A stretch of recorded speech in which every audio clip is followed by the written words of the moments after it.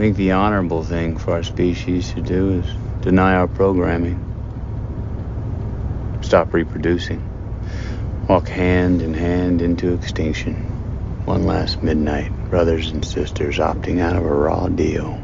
Do not trust any friends or family members. I repeat, do not trust friends. So what's become clear to me, gentlemen, is that people in the highest levels of Canadian government clearly listen to the Extinction Agenda. Because we took it to Chrystia Freeland, and we took it to Justin, and we toppled the Canadian government. I believe there's no other way to read it. Yeah. No, that's the case. Finally. Phase 1. Yeah, that's right. It's about time. Yeah, Justin's just clamoring around now in the shambles of his he's just looking for some of his contents in his burned down house. Yeah. So lots of people who aren't Canadian listening to this in our federal government, the finance minister who used to be extremely loyal to Castro's son Trudeau. He used to she just threw him under the bus for like a cockamamie scheme to buy votes or whatever, and resigned before presenting an economic statement that is kind of the centerpiece of any government at any given time. It shows that we're horrifically in debt. Yes, we're running a little bit of a deficit. So she threw him under the bus, and now the government is probably collapsing. And the strange thing is like no one in Canada that I speak to or think about is sad about this fact. Like Castro's son needed to go a long time ago. And he was doing a Smokin' Joe. He was doing a Joe Cage, and he still is doing a Joe Cage on this shit and won't go. He's just spending a little time reflecting. Yeah, he's asking people what their favorite ice cream is. He's hanging in there. Yeah. But anyway, we did it, guys. Phase 2 is hopefully we can have an accident happen to the Progressive Conservative Party leader. Whoa. So that way, just a little something slipped on a banana peel, something like that. And if that happened, you'd just get Carney. What? Nobody knows anything about him. He would just run the country. Yeah. Okay. He's not even part of the government yet. He'd be the only guy left to pick. There's no one. No, I don't know who you're talking about. Who's Carney in this? Who's? Because I'm thinking of the central banker. Yeah, Carney. But he's not even. He doesn't even have a riding. Like he not yet. People like him though. Okay, well, all right. He can't be party leader until he has like a seat or whatever. Yeah, listen, I've heard this before. Okay.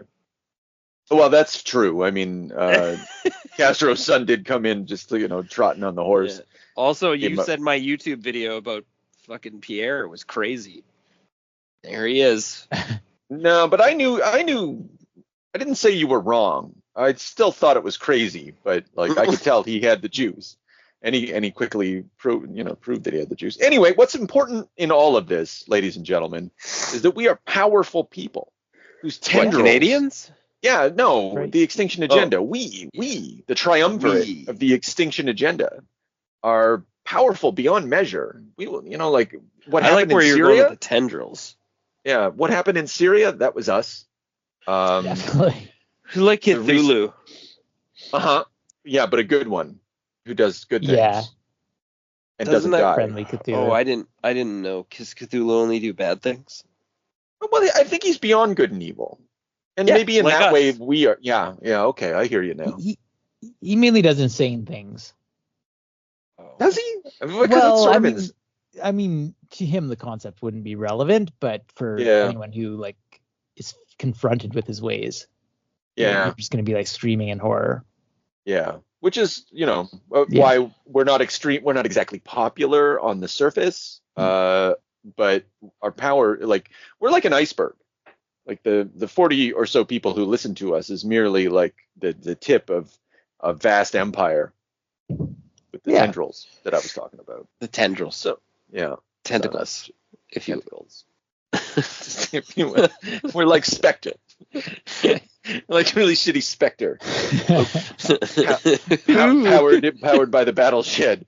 What's the end game here? We're beyond that, really. Oh, I like that. We do insane things. Yeah. Okay. Yeah. Maybe I don't need an end game, but I would like to see. I think we're on our way to getting a President Scott Summers installed somewhere. Oh yeah, his mutant. That's got to be one of his mutant powers too. Yeah. Oh fuck! I can't wait. I got fucking Scott Summers. Okay, so let's get into this. Yeah. Yeah. So today on the Extinction Agenda, aka Dark Spectre, we are with James, and Chris. I forgot to do that last time. That's okay. Shame on me. We're back in Morrison's New X-Men. We're doing New X-Men 139 to 145. These issues were released April 2003 to September 2003. Cover dated June 2003 to December 2003. We got 3 issues, 139 to 140. Sorry, 2 issues done by. No, I guess it's 3 issues. Did I got that right? 141. Yeah, up to 141 by Phil. It's Jimenez.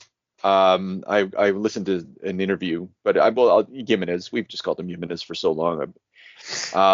Doing the art with Andy Lanning doing the inks, and then after that we got Chris Bacalo, inked by Tim Townsend, and well, of course, Grant Morrison writing all this stuff. So that's just to situate it. Where do we want to start with the murder in the mansion? Murder at the mansion. What do we think of this? Let's do our usual, like, what do we feel about these issues? I like them. Go ahead. Yeah, I don't know. These ones are great. Phil's art's great. This was a cool shift also. Like I felt like, I don't know. I just felt like this was a good time to pivot somewhere else, and Grant did that. Mm-hmm. And this was building, kind of, but it was nice to pull it to the forefront. The affair. I mean. Yeah.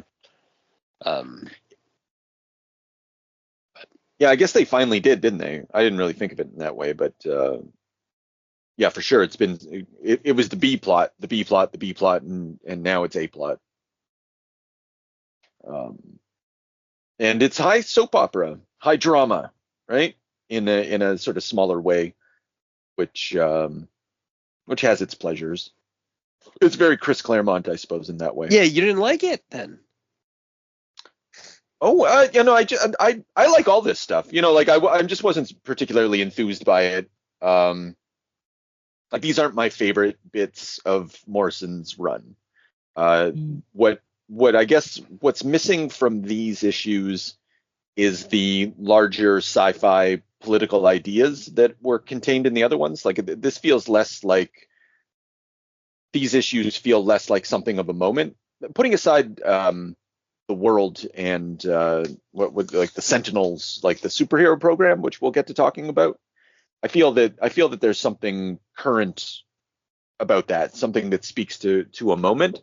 But this is just like, this is soap opera generally, and a murder mystery, and it feels very small and fine. Like there's room for that in my life. I don't dislike it.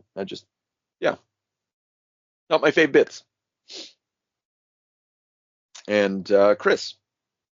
Yeah, all of that. I really like the first issue, the sort of confrontation between Jean and Emma.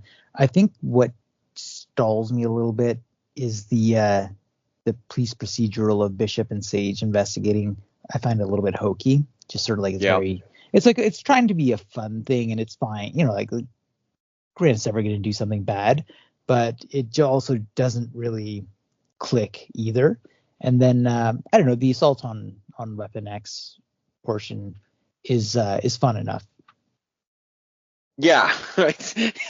Damning with faint praise. Assault on Weapon Plus. That's just how I felt about this arc. I'm excited. Yeah. Onwards and upwards, to the bigger issues. Yeah. So we're getting, like, we're doing a couple things in this. We're bringing forward a new B plot in the form of the slow reveal of Zorn. Like we've already started, like that's already been sort of there, but now there's a murderer in the mansion. And I think also what really bugs me about this is not just that Bishop, I don't know who this Bishop is. Yes. Like I think I think this is Peter David's Bishop. I don't think this comes from Morrison. Like I honestly don't know, and I didn't look it up because I don't care, but it feels very stupid.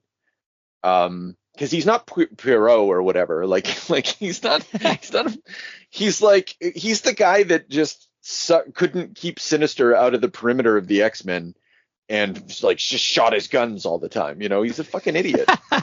I've always really liked Bishop, so I'm really sad to hear you say that, but I can't really dispute it either. This is what we've gotten from him, and so to see this depiction, like it feels like really out of left field, and again, there's probably some comics that made this make sense, but it jars. And what would be even worse for me is like if it did only come from Morrison, like pick a different character, like do a better job of entering into the X-Men universe and making me feel like we're still there even though we're not.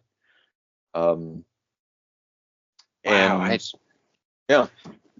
Well, I'm shocked, defend the Bishop. What's going on your end? You know what? Like, I don't know. I liked the whole thing. I thought the whole thing was sort of like a clue. Like you said, it was a small time.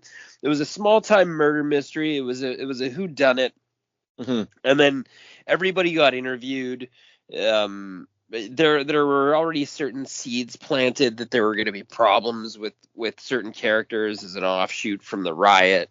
And it just, I don't know, like I just thought it was sort of a little fun romp. There's a little tease with the Phoenix and I'll honestly like you say, Bishop was like a Saturday evening detective. He was given those fucking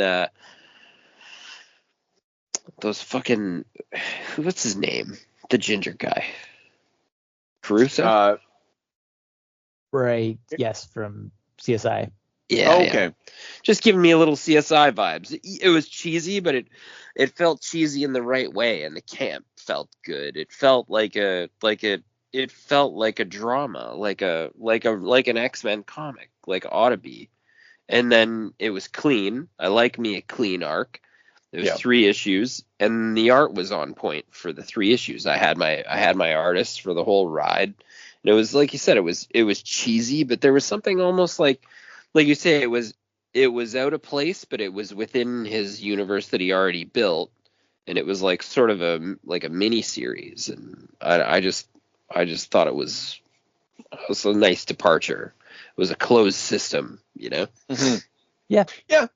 Like I can't argue with any of that. I don't think I don't hear Chris or myself saying that we hated this. It's this just isn't what I show up for. Like the irony is I describe this as Chris Claremont-esque, and I think it is. Obviously it has more Morrisonian touches, but like when you consider, like you're not actually a Chris Claremont fan, but still this kind of exercise resonates with you and interests you, and because this shit is at the center of X-Men. This does feel more of piece with what you might have gotten from Scott Lobdell or Fabian Nicieza. Like I do think it's better. Actually, I don't even think it's better. I think like honestly, it's kind of really the same kind of thing happening. It just has a little more Degrassi High going on than you might. Yeah, that's fair. Well, okay, like I don't own this book, so obviously even I didn't feel like it was part of Grant Morrison's best. I think if I'm gonna just shoot that off the top of my head, I feel like the first book is, and I like the first book. I like Riot, and I like the next 2. Are my favorite of what he did, and combined with the cohesiveness of the artists that jumped on at those times. But that said, I don't know. I don't know. I'm having a hard time crucifying it because I like it better than the next bit. Oh, then the assault And I on know, next you arc? guys, Oh, yeah. I know you guys are gonna be like, well, fuck you, buddy, but that's okay. No. No, I don't think so. Like, this No, is I one don't of think those, this run of issues, like, I don't think I have any monologues. You know, like, usually when I'm like, blah, blah, blah, blah, blah, like, I really don't think I have any of that shit about any of this. I've got a theory that I really want to bring out at the end, but I think that it will also express why I'm tepid on these as well. Yeah. Well, that'll be interesting, because I do have more to say about, I have some things to say about the Phoenix as portrayed in Murder at the Mansion. I got a lot of complaining about the depiction of Scott Summers, but also a lot of kudos on the depiction of Scott Summers in this. Yeah, I hear you. And then some of the background ideas to Assault on Weapon Plus, and then a joke. I have a funny joke. Oh, that is weird. Setting us up to laugh. Well, I just got an idea. I have like a way, like, it made me laugh. I was chuckling to myself. We'll get there. I like this. Oh, go ahead. Oh, I was going to say, what do we think of like the story of Emma? So let's get into like some of this stuff. I like the story of Emma. I like this. I like this episode spending time with Jean and Emma in Emma's head, the confrontation over the affair, and Emma being forced to reckon with the Phoenix and her actions. But then I don't know if I literally don't know if anyone has ever gone into a backstory for Emma before. So that was really interesting. You know, as scant as it is. Okay. Yeah. Chris Claremont did it. It was in, I believe it was in, not this. Like, I don't know where all this extra stuff comes from. Like, maybe Morrison's mining has a lot of M sounds, like actual comics history. I feel that he's skimming it and riffing off of it. I do know some backup stories in classic X-Men comics. Like they did a reprint of the classic X-Men stories. And then they also included new material by Chris Claremont, illustrated by John Bolton, like these 8-page stories at the end of these reissue comics, and they came out monthly. And like some of these are like so many characters get fleshed out in a way that they never got fleshed out before. And one of those characters, Jean Grey moment, right? Like when she's that's in correct. the cockpit, yeah. Yeah, and something else that I think I would like us to read before we do Here Comes Tomorrow. But that's for the future. So anyway, I believe there's one of those about Emma Frost. I have a recollection of it. So it's not the first time. And also Scott Lobdell spent a lot of time with Emma Frost.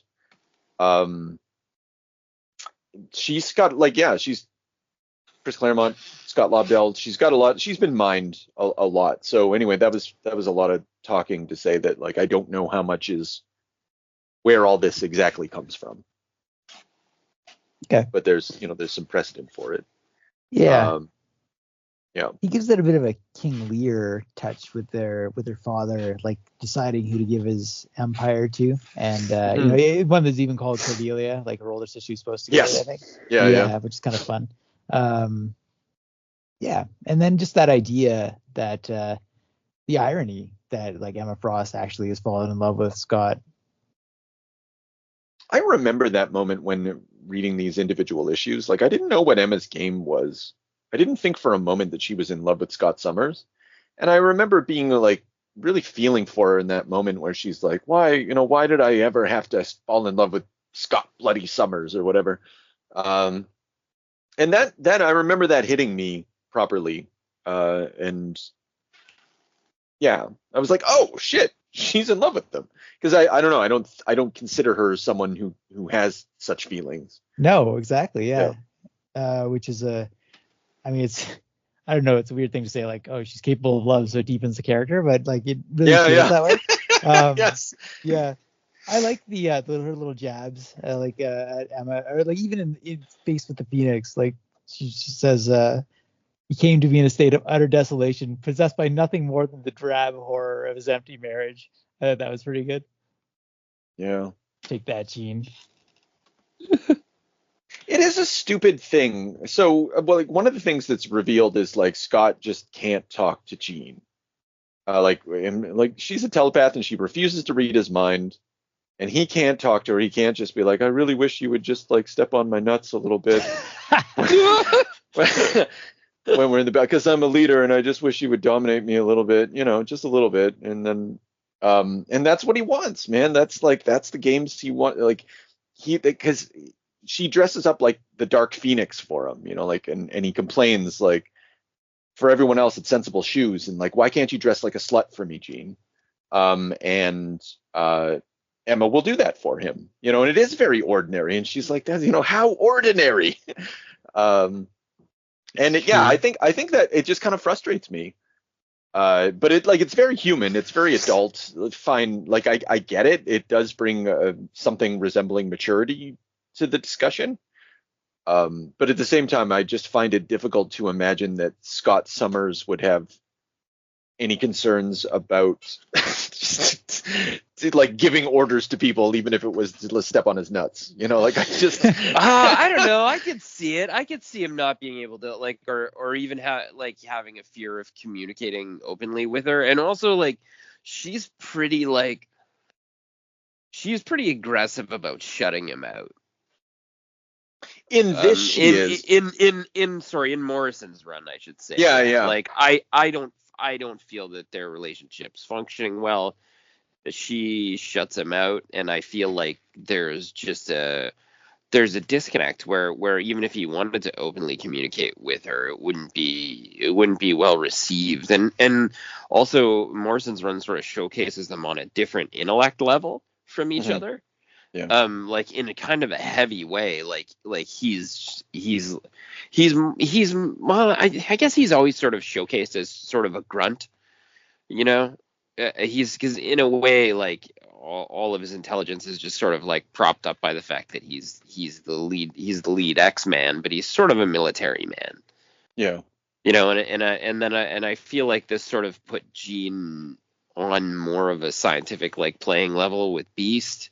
That's not always the case in writing her, but in Morrison's run it was. And then I feel like that just added to the disconnect, like that they don't even know how to speak each other's language, Yeah.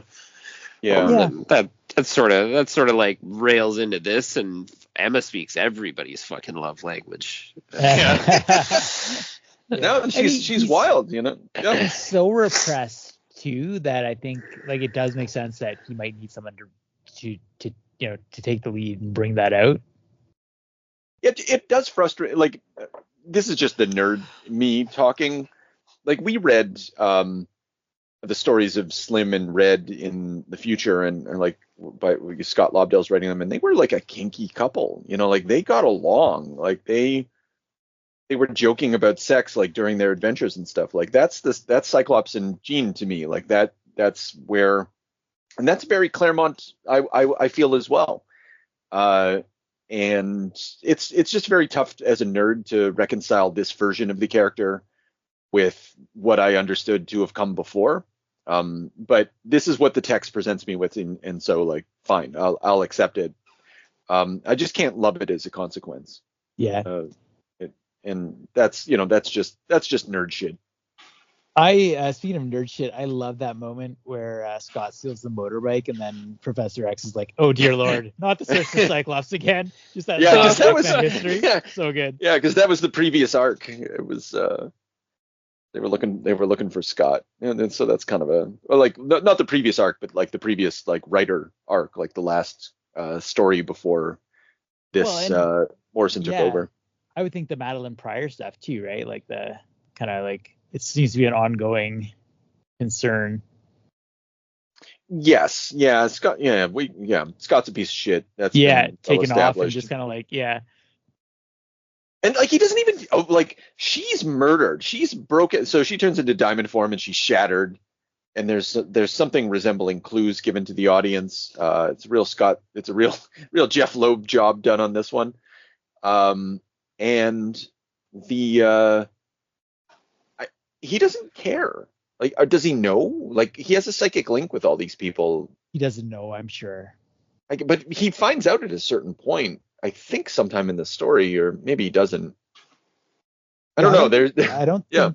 I don't remember any moment where he clued into it, so maybe that comes in the next bit. Yeah. Okay. Well, I'll give him the benefit of the doubt on that one, but yeah. I noticed that Wolverine doesn't have a soul patch anymore, so that's confusing. Oh, I don't care for that. Yeah, I'd rather have that back. Yeah, bring back the tuft of hair. I don't know. There's a little, I don't know. The whole Scott thing for this run, I don't know. I don't know if I'm happy with it. I do like it. Like, what did you guys think of him getting drunk and going through the whole mission drunk? Right. Well, that's jumping ahead, but it's he sobers up pretty fast. I like how he ends up. I do like all of that, actually. Like, he's like, I don't feel anything at all, and then he just fucking collapses and smashes through the table. Yeah. And Phantom X is like, are you sure this is the guy we want? And Wolverine's like, I'm absolutely certain. You don't want anyone else.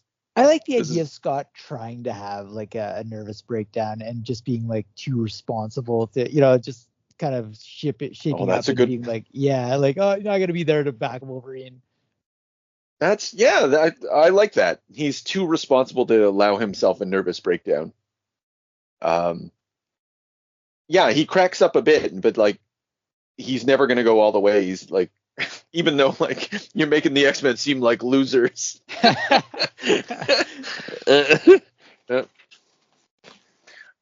So the murder mystery, it's revealed that a couple of things are revealed. One, Beak has gotten Angel pregnant, and there's some babies and whatnot. That's all useless. That doesn't equate to anything in any of these stories. I don't know. But you got to have a teen pregnancy, man. And who better to have a teen pregnancy than the trashy Latino girl? Just what were the stakes, What the fuck? I guess maybe we'll find out later when Beak turns into a Silvestri man. Well, that's not even Beak. That's the grandson of Beak. In that story. Yeah. Jesus. Or this, I think it's the grandson. Yeah. It's properly like just off-putting that the egg sacs like mature so fast because she's part fly in her DNA. Like that made me uncomfortable. Yeah, I like they're stretching towards some sort of alien, some sort of body horror thing. I do like Beak's response to all of this. So he's the one selling Kick in the forest, supposedly. Although they recognize that his mind has just sort of been manipulated. I don't know. There's been nothing of her since the mutant policeman Bishop guy was asking all the questions yesterday.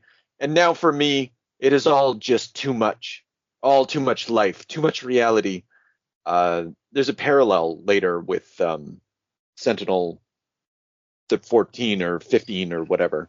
He says much the same thing. It's all too much.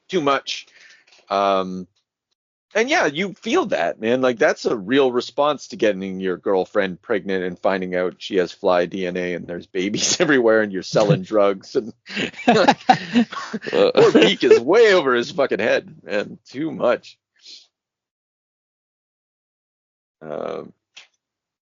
Yeah. So one of the things that bothers me about the clues that we're given, right? And so we see the gun at some point at the end of one of the issues. They find the eggs in the cabin, and someone holds a gun to a Bishop's head or Sage's head. Yeah. And it's a girl's hand. You're like, look at it. It's a fucking girl's hand. Now, later on, we're going to be told that the person who held that gun was 6'2" and male. It was Zorn. And yet, like, it's bullshit. It's just fucking bullshit. The whole mystery thing is bullshit. It's misdirection. And at the end of the day, Beast was mind controlled and it was Esme the whole time. And not only was it Esme the whole time, she was the one that caused Sophie to commit suicide in the previous arc.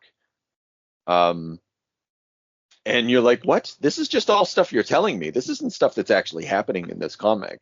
Yeah. And I dislike that. Like, it's a typical Morrison attempt at a magic trick, and it fails and it insults the intelligence. Don't insult my intelligence, Morrison. Like, I talked to you last time about this. Well, this is gonna go deep into that all tracks perfectly with the Zorn problem, doesn't it? Yeah, exactly.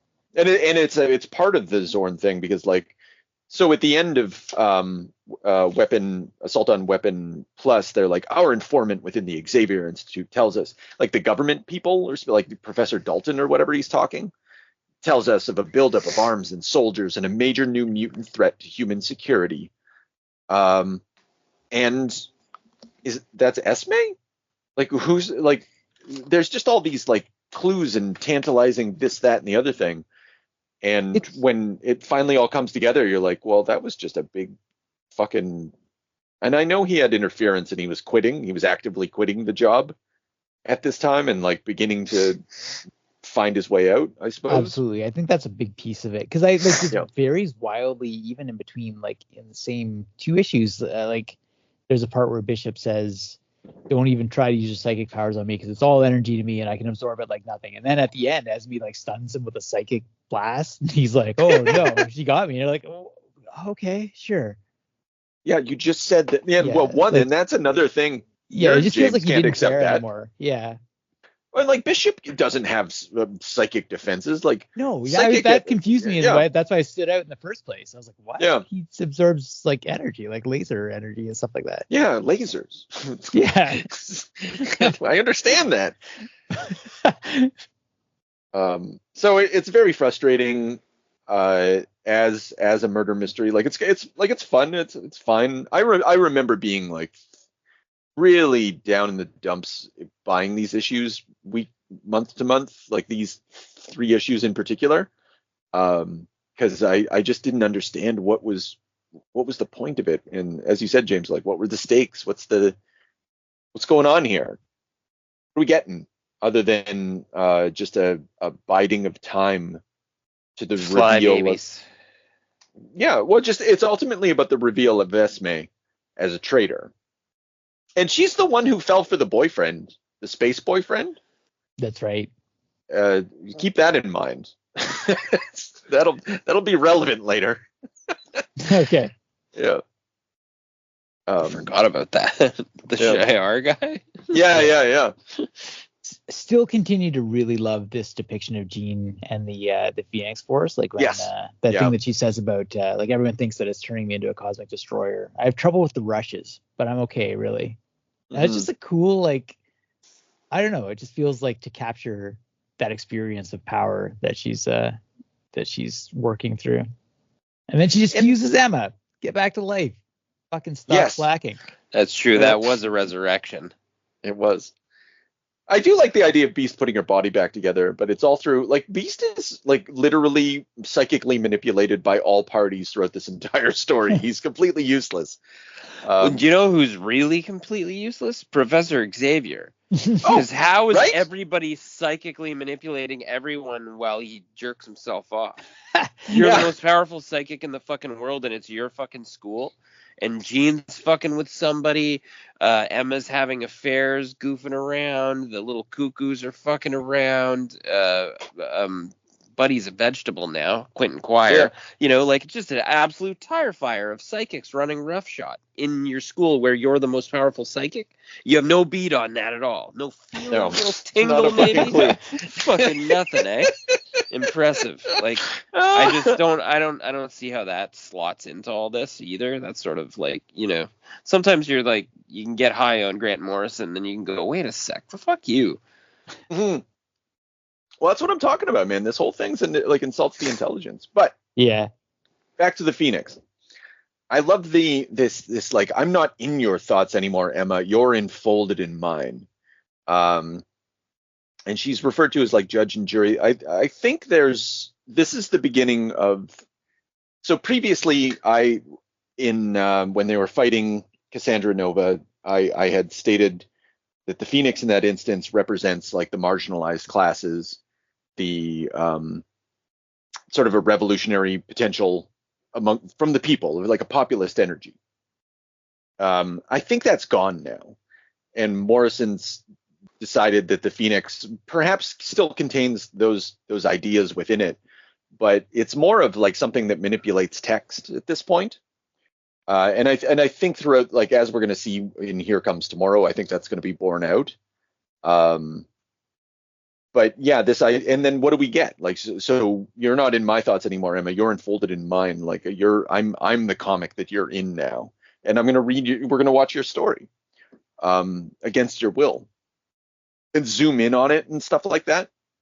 Like realistically, like no one's memories are like this. She's not actually in any memories. Something else is happening in this. Um, I don't know what that something else is, but it's like just maybe I'm being too realistic, but that's not how memory works. Memory are these impressionistic images that are recreated and often modified significantly by our emotions. Like they're more like feelings than they are like anything else. Feelings and flashes. Yeah. This is a Ghost of Christmas Past moment. Yes. Yeah. So I think something else is at play. Like she's brought Emma into a nightmare, a drama, where there's 3D figures. She's brought her into the Matrix, I suppose. Here's a 3D model or the holodeck, and she is that holodeck where these things happen. Yeah. And you got to relive getting breast implants and like learning how to dance at the Hellfire Club. Yeah. Using your powers to manipulate people. Rough. So it looks like you're doing a good job. Yeah. Wow, that's executive material right there. That's right. And we reveal. What do we think about the fact that Cyclops didn't actually fuck Emma? That doesn't make any difference to anything to my mind, but I'm curious. That's also soft as fuck. Like, come on, cut me a break here.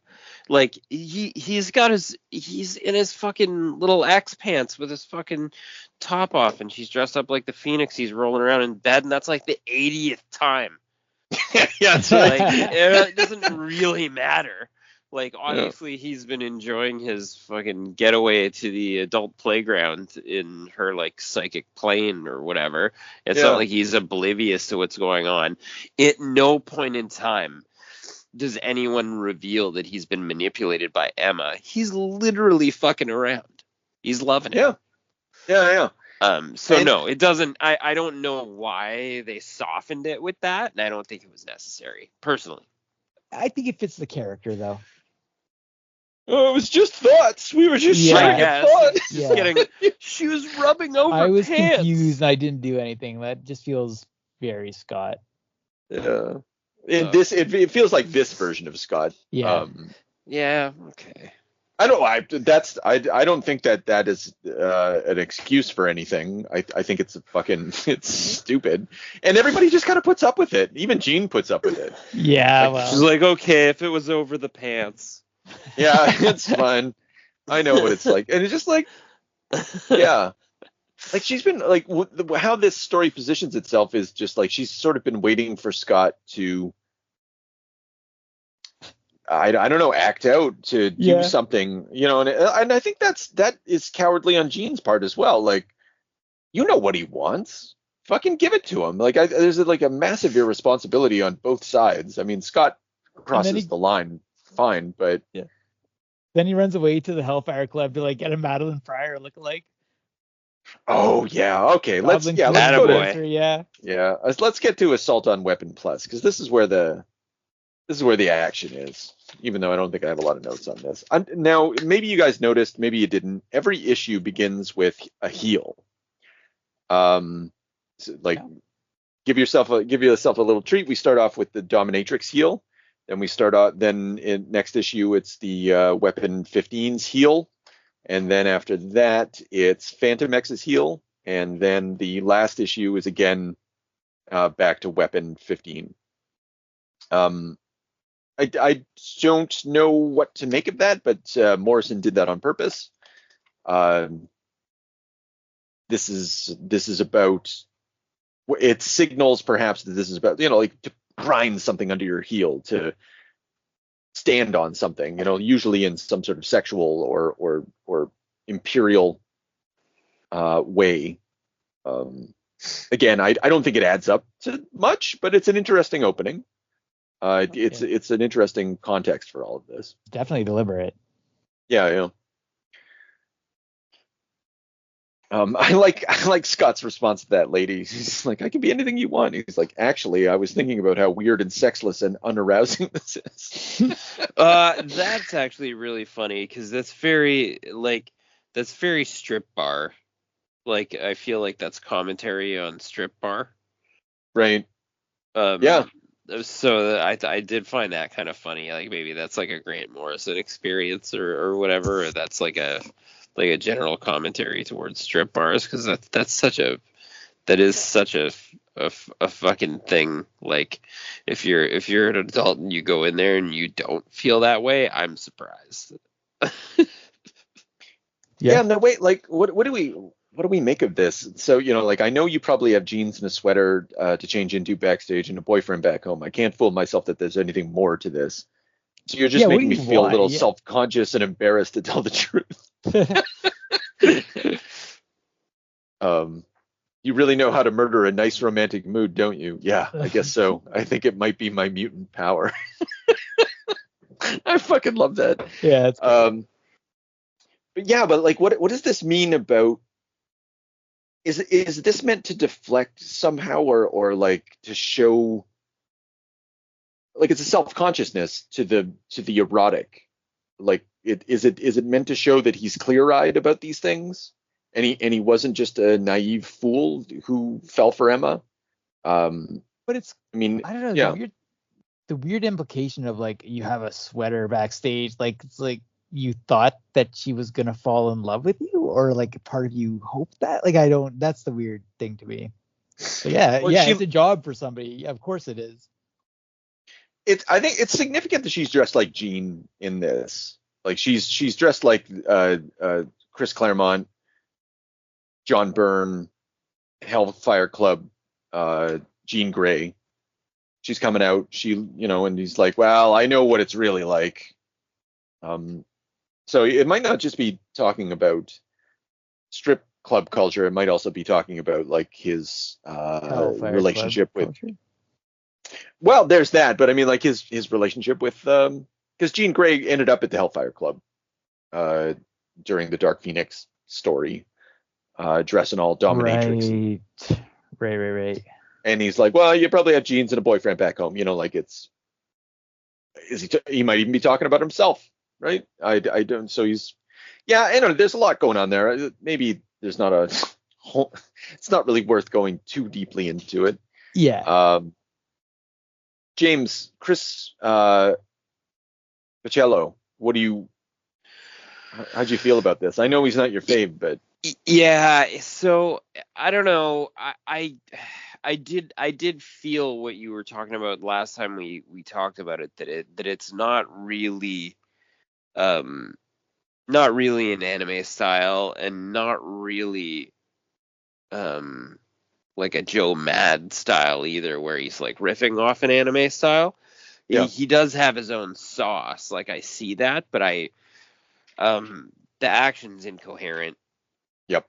At the best of times. And I mean, like, I can see that there's a consistency, and there's also kind of a charm, because he does have some ways of, like, pushing through, and there are anime influences, don't get me wrong, but I mean, like, sure. He does have some way of pushing through some, like, exaggerated expressions, where, like, I know when Wolverine's kind of, like, joshing Scott a little bit, I can see when he's sarcastic, I can see when he's smug, I can see when he's pissed, I can see when he's really fucking pissed. So there's a funness and, like, a complexity to his to his expressions, actually, which you wouldn't think with somebody that's as choppy as he is, but the action is just intolerable. And it's got its own kind of, like I like how he does the splash pages, and I like his consistency.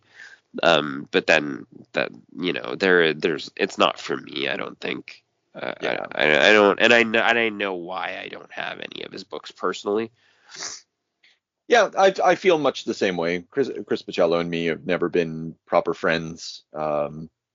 This is fine. It does the job, but, like, I really want to emphasize what you said, which is the action is so fucking incoherent. The panel to panel transition isn't so bad, but when it comes to literal action, there's a lot of kineticism. There's a lot of, like, noise. There's not a lot of signal. It's not the worst thing that ever happened in comics. Like the backgrounds are extremely well rendered. There's a lot of, what would they say, mark making. A lot of mark making going on here. And a lot of good acting, like you said. Like the characters emote well, despite the fact that their chins are clearly infused with cooking oil or something. You've seen those people who inject cooking oil? It goes real bad. And that's what God. Everyone in Chris Picciello's universe looks like. There's like one panel of Phantom X later where it looks like he's got like the fucking plague under his mask. They're just like so lumpy. It's weird. I think I'm signing off on all of what you said. I found the action even like all the more infuriating because there is like a potential there, but then incoherent is exactly the right word. It's like I want to know what's happening. It feels like you could give it to me, but you're not doing it. Why? Yeah, why? Like, what did we do to you? What did we do to you? Yeah. Fucking Chris Picciello, what the fuck? He's Canadian, by the way. I learned that. Oh, that's unfortunate. Yeah, he's one of us. Fucking, we got to bring him down too. Maybe this will reach to the highest levels of power, and we don't have to see this fucking asshole anymore. Fuck you, Chris Picciello. Yeah, okay, so the story itself, the revelation of where Phantom X comes from and everything, like, let me put it this way. Did anybody give a shit? Did that happen for you? Oh, no. James? No, Yeah. I kind of was hoping he would die when they got rid of his nervous system chip or whatever. I don't know. Oh. And he didn't. And then I was like, oh, okay. We'll just keep this going then. Yeah. Yeah, that's and then like AIM shows up and okay. Oh yeah, that's what you want. Yeah. That's what everything. The funny thing is like that's like one of the things that Jonathan Hickman is going to pick up. Maybe similarly, maybe for the same, maybe from Morrison's X-Men. I don't know, like the just love of AIM as a concept, and I can see why. Like mad scientists, like a mad scientist organization, there's a lot of fun to be had in that, but not so much fun that you keep going back to that well. You do like 3 issues or an issue about like how much weird it is at AIM, and then that's it. That's all you got to do. We do see though that like they are like the what are the fucking people called, the yeah, like the U-Men. Yeah, they have a similar sort of like, we're gonna block ourselves off, and we're really upset about the fact that women won't sleep with us, and we're looking for cultural capital. We're looking for cultural capital. I like that they made the comparison to like the subway cult too, like in Japan. Like there is like it's again like that anticipation of like the proto incel kind of movements. Very prescient. Well, I don't like, how prescient is it to look out at a convention in 1994 and just like see the unwashed masses that fucking converge on Captain America comics? Yeah, fair enough. And then like this all is that gonna go wrong. Yeah, like all that really, like the internet doesn't even exist back then, really, right? But like the culture existed, like this germ that like was gonna flourish in the world in the world of the internet. Yeah, so I don't like, I think Morrison's not so much prescient as it's like commenting on an element of like on fan culture, and it happened to be the case that fan culture became the dominant culture in the West, thanks to Marvel. Way to go, Marvel, you did it. So yeah, like the insult culture does not surprise me. It was all here. 2003. What about the world though? Like, what did anything about this time stopping forced evolution thing? I guess it does tap into the. No episode. Yeah, go ahead. No, definitely. I think gonna make a case that the world is Marvel Comics, and in Invisibles, like time and narrative were one in some ways, right? So I think there's a bit of a shadow of that on this. But so the weapons program exists in the world. It's completely a controlled micro reality.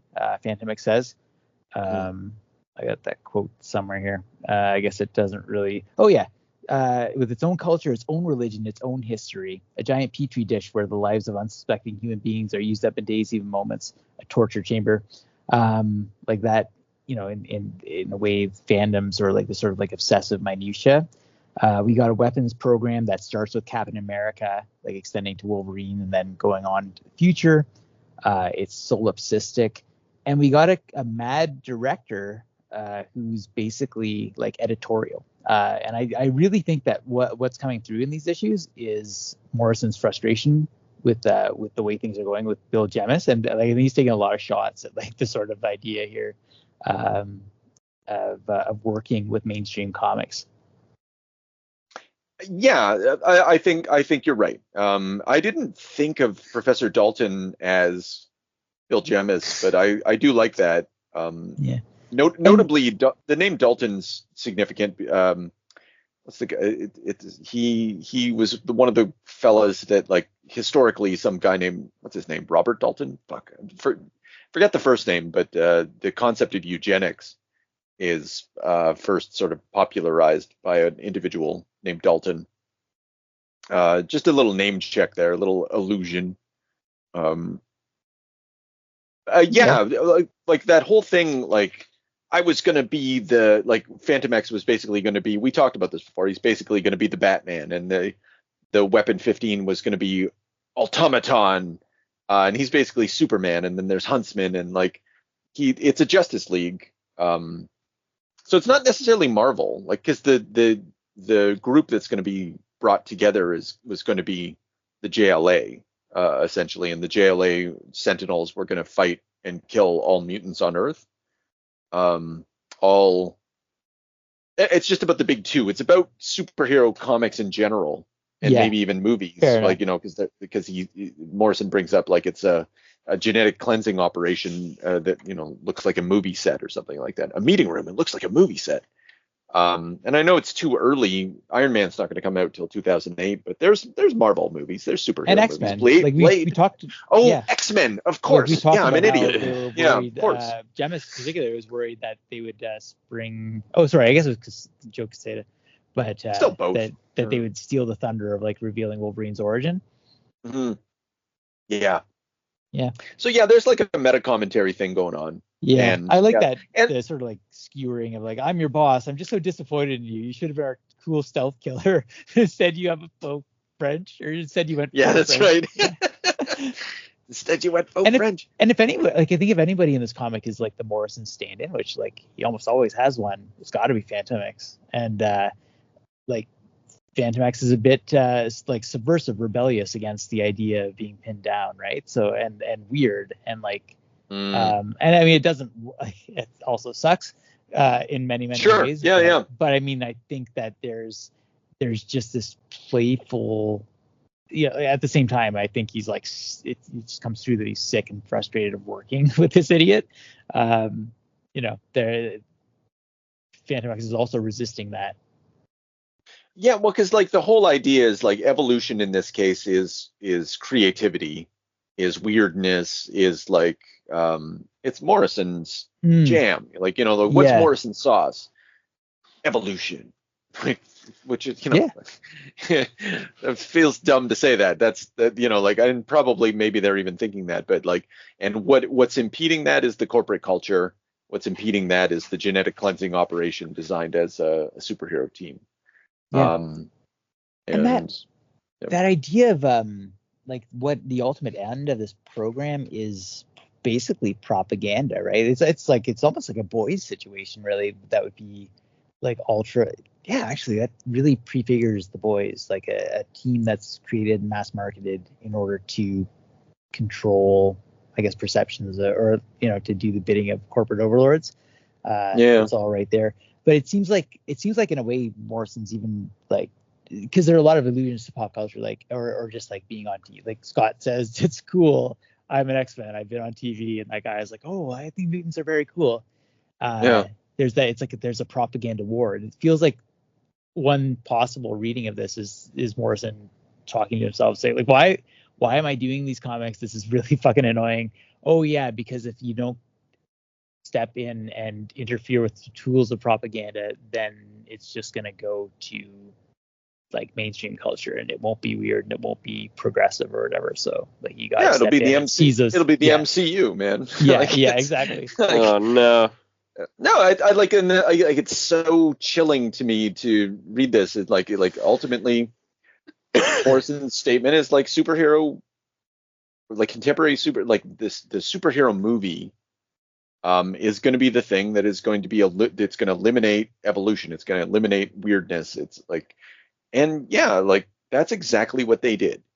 And we're stuck with it. And now we're like, oh my god, these movies aren't as good anymore. You're like, and that's all we have, because we don't we just made like a mud bath and we got in, and now we're like, oh, the mud kind of stinks.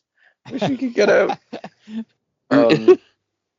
Anyway, it's again, the word prescient. You want to bring it to mind, but you have to remember that Morrison's just talking about a small industry at this point and some X-Men movies, and that's all that's really on the Lord knows what they might have said had the Disney thing existed. Sure. And later on, they're going to comment on all that stuff. Like I do. Their career continued after this, FYI. The Sentinels, we get another thing. I did comment on this. Like the world is, after splicing human specimen material with Sentinel microtechnology. This is the source of this hyper evolution. And I'm going to harp on this. Like the wild Sentinels are a product of American imperialism. And the concept of empire, even in this story, is haunting the X-Men in the form of the Sentinel. It's this eliminationist, expansionist drive, mechanical drive to like eliminate all creativity and oppress. Through white nationalism, essentially oppress the world. Yeah, that's all. It's just there. It's in the background.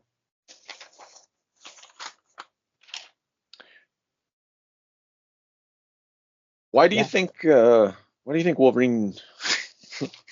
It's like, maybe this is my joke. So Wolverine, he's just learned all of his history, right? And he hasn't really been part of the action, and Weapon 15 comes through, and he's like, what is the purpose of life? You want something? Got me at a real bad time, bub. And then, do I look like a philosopher to you, bub? I hate that he says bub all the time. And Dr. Sublime, there we go. Dr. Sublime's back too, right? The purpose is to exterminate all, and yeah. So he's like, I found out just who and I am and what I am and and then he pushes the button. In my mind, he read Wolverine Origin. That's what was in the file, and he was like, some people just gotta die, You ask me about the purposes of life, you generally, well, it's like this. Just that face, I was just laughing for days. Like, that's the face that I made after reading it. Just how I wanted to hurt myself. Fair. It's compelling, yeah. It's an appropriate response. And so this is like, I read this as like Morrison's review of Wolverine Origin. Blew up a space station. Yeah. So anything else about all these? No, not for me. No. Do we like Phantom X at all anymore as a consequence of this? Did this make us like him? No. You wished he died. So I think he had a chance to kill him. Phantom X? Yeah. No, it would have been a good, or at the very least, debilitate him. So it's revealed that his alien spaceship is his nervous system, and then the alien spaceship is impaled like horrifically, and then he's like, back up nervous system, and you're like, there's no stakes. What? like pass Yeah, out at because least, man. honestly, because you were watching him, you've been watching him since the get. He was mortally wounded a couple of times already, and he has no like clear power set, and also really doesn't fit in with the X-Men. No, not at all. In any way, shape, or form. And I get that he wanted to skirt around some themes and use the character for what he used him for, and that's fine. But then I just thought, you know, you fucking implanted a weakness, and then you used it, like you said, to lower stakes again, or whatever. Or like you implanted a weakness, and then once you had the ability to exercise the fact that it was a weakness and it could hurt him, then it didn't equal anything. And it was just, you just have this character, he just doesn't belong there anyway. Like a lot of his characters don't. And I think he killed off some of them, and I'm not saying he should have killed off all of them, but I mean, that one, that was a moment where, you know, I think he could have done without Phantom X right there. It's a weird thing. I do understand why, like, he's exploring themes of identity or like masks and things like that, but like even just to the fact that, like, oh, you're not French? No, I just enjoy doing the accent. Like, what? That just makes me hate you. Mm-hmm. And if he was meant to be someone who challenges Professor, because when he first showed up, he was someone who challenges Professor X's ideology, like this pacifism, this integrationist idea. You know, he wants to test the limits of it, and is able to actually fool Professor X somehow. Once again, you know, like none of all that stuff is gone, and he becomes entangled with Wolverine's origin in a way that, like, neither character plays off of each other successfully. And like, yeah, I agree with you, James. Like, it's taken me a long time to come to terms and accept the existence of Phantom X, and I'm still not even quite there yet. He takes away a lot of my enjoyment from these comics because he looks stupid, he acts stupid, he has no good purpose throughout any of the things past his first introduction. And after this, he's not going to get any better. I'll tell you right now. Like, I've finished reading up to the end, and like, he's not even going to show up in Here Comes Tomorrow, right? So it's yeah, that's what I mean. I think because we're pretty familiar with Here Comes Tomorrow and then the Zorn Magneto reveal, which just becomes an absolute shit show and puts everything on its head again. But like, this character is not needed from this point on. And so it's like, he didn't have to kill him, but I mean, I just, like you say, it was just like a nothing burger. And Chris, I don't know if that's like a thing, like, and James, like, is that like a Grant Morrison thing? Like, he has to be represented like that in this weird, obnoxious way, and that's his cleverness. It's not even usually obnoxious. Like, it's usually just sort of like an integrated character, or like someone who looks like him. Like, it's just sort of like a signature. But in this, it really is. Even his one-liner, like, he never says anything cool. Like, it's very strange, like, that you would succeed so spectacularly at making the shittiest character ever. Like, he's gonna have one great line in the next arc. I'm looking forward to it. Yeah, it's gonna be. It does please me, even when I think about it right now. It's putting a smile on my face. But that's it, man. Like it's not worth it, man. It wasn't worth it. None of this shit was worth it. And frankly, Bill Jemas was right. I want to make a T-shirt. Jemas was right. He's on the phone. He's on the phone with Morrison at this time, and he's just like, "Why are you writing this fucking hot garbage? This is bullshit. You should be writing good like me, Bill Jemas." And oh no. And now it is unfortunate that, like, that is likely the other component, is that Bill thought he knew what he was doing. But I do think that, like, this is bad. And I don't know if it was going to ever be good. like it was really good, and then like after the Cassandra Nova thing, it just feels like it's floundering, and it can't just be because Bill Jemas was interfering. It had, I think it was because Morrison didn't have a good project, and Bill Jemas as the publisher was like, hey, we kind of want you to have a better project, and between those two things, like it just got worse. Unless the introduction of the Wolverine origin story put pressure on them to integrate it, and then Morrison just got frustrated. Like, now I have to take a detour into this shit, like, which does feel like, the explosion of the space station does feel cathartic, Yeah. I'm gonna blow this whole fucking thing up. It's bullshit. But again, like, I think it's the interaction between the, Jemis's interference, the soul patch, all that shit. Like, something's not right. I'm joking. I'm joking when I say Jemis is right, but Jemis was right. Yeah. We've got bad vibes entering the universe that it's just that's right. Yeah, Morrison can't counteract them. He's like, I gotta get metatextual to deal with this fucking bullshit. Okay, so Phantom X can fuck off. And you too can fuck off, audience. Jesus. Go back home where you came from. Until next time. Until next time. Definitely show up. Same bad time, same bad channel. Good call. Now, all we need is a little energon and a lot of luck.